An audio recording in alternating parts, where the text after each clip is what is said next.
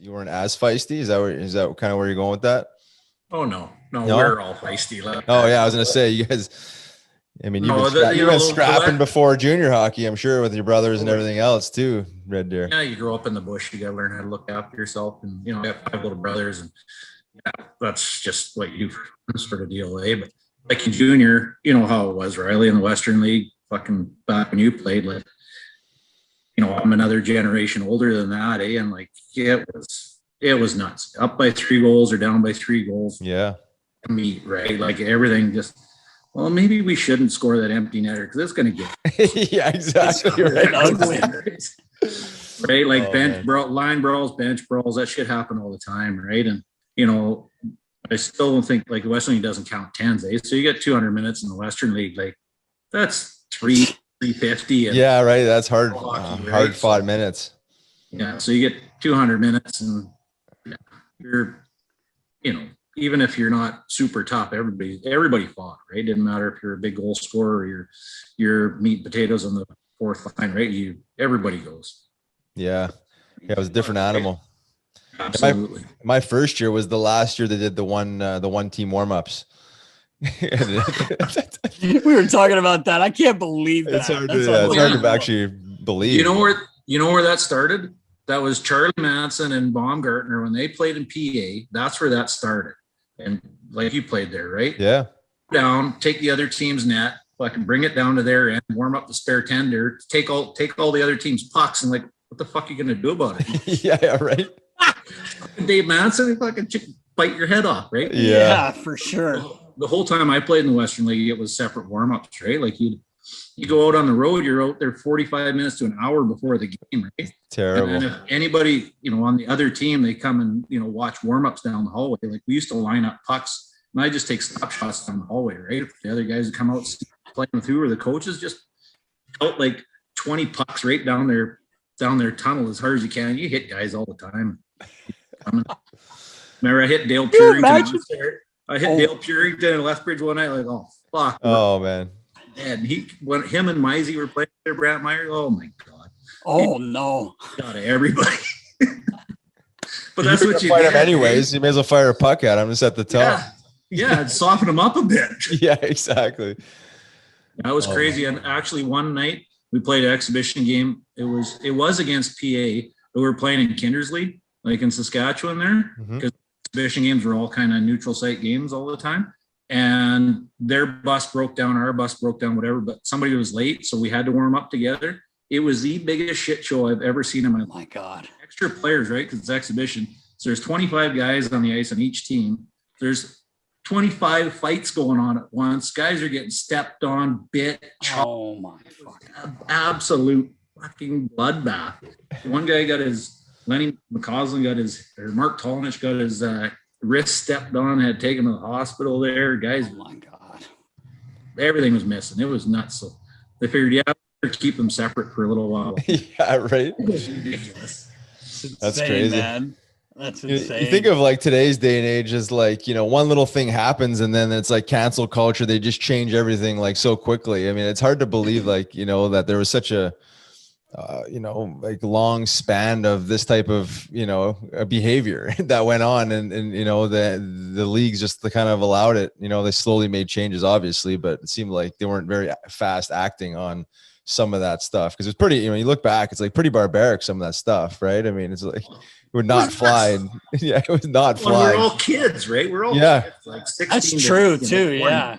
We're all kids, right? And it was just go, and nobody got suspended for anything. Like, you had to pretty much murder a fan to get like length of time.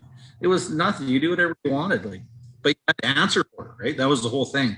Yeah. If you're stupid, somebody's coming to make sure you don't do it again, or you look after them, clean them up, and then you do whatever the hell you want. So crazy. You know what I mean? If do something on the ice to make that stuff. I always thought as, doing that job and looking after guys on my teams, if I was doing my job right, there was no dirty shit out there. Yeah, me and the other tough guy we'd fight or whatever. But if there's any dirty shit going on, it's because me and the guys that do my job, we weren't doing our job right, because guys weren't scared of us, or the repercussions weren't weren't heavy enough or they weren't spooked enough to do that shit, right? Right.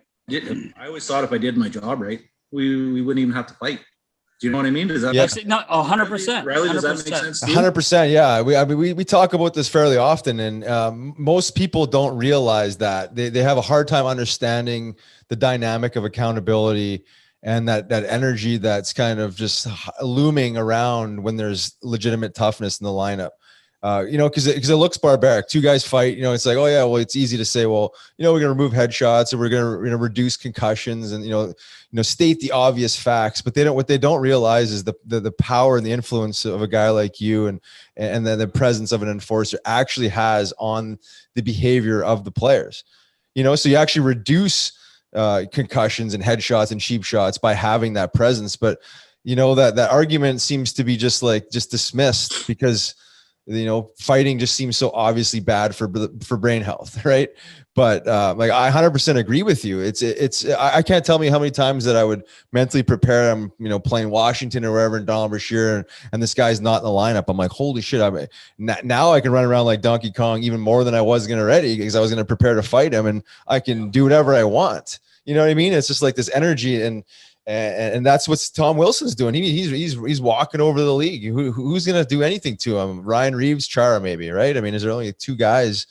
After that, he is the king, and there's no one even close. So, I mean, why not come in with the ultimate weapon there and flex your muscle? And what is anybody going to do at this point? But I agree with you, man. It's one of those things. If you keep the peace, there's no cheap shots. I mean, really. I mean, there's respect and there's peace. Yeah, and sometimes like doing that, like I was saying before, like it's not even a fight, like it's a word, it's a talk. You can go, like I don't know how many times go talk to like the other team's coach, just let them know on a draw. Like you send that, you calm this down, or I'm fucking killing you up. You're skilled guy. You just tell them that stuff. Oh, fuck, okay, you guys calm down, quit doing that stuff. Or they send out their mate and you sort her out. Yeah. It's all good. Anyways. No, but you're right though, Pistol. It's like sometimes that's all it needs. Like I remember last year when I was still with the team in preseason, we had Chris Stewart and we were playing the Rangers, and he had a great line. And I cannot believe, I usually remember things like that, but Lemieux, the kid that was with the Rangers who just got traded out to LA, Claude's son, he did something and Sean Couturier ended up fighting him in preseason. And they came out of the box, and how the linesmen skate between you after the play was dead. And Stewie stood up on the bench and basically said, if you do one more thing, you're done. And I don't care if I get suspended for the year. And the kid's looking at him. He goes, why? You didn't, shocked, no idea. Like, what didn't hear a about? Peep. Yeah. There was not a peep from that kid the rest of the game. And, that's like you said, sometimes it's not even fighting. It's just like, hey, I'm crazy enough to do something to you and you're going to get hurt. And, and it scares guys, and it scares the shit out of me too.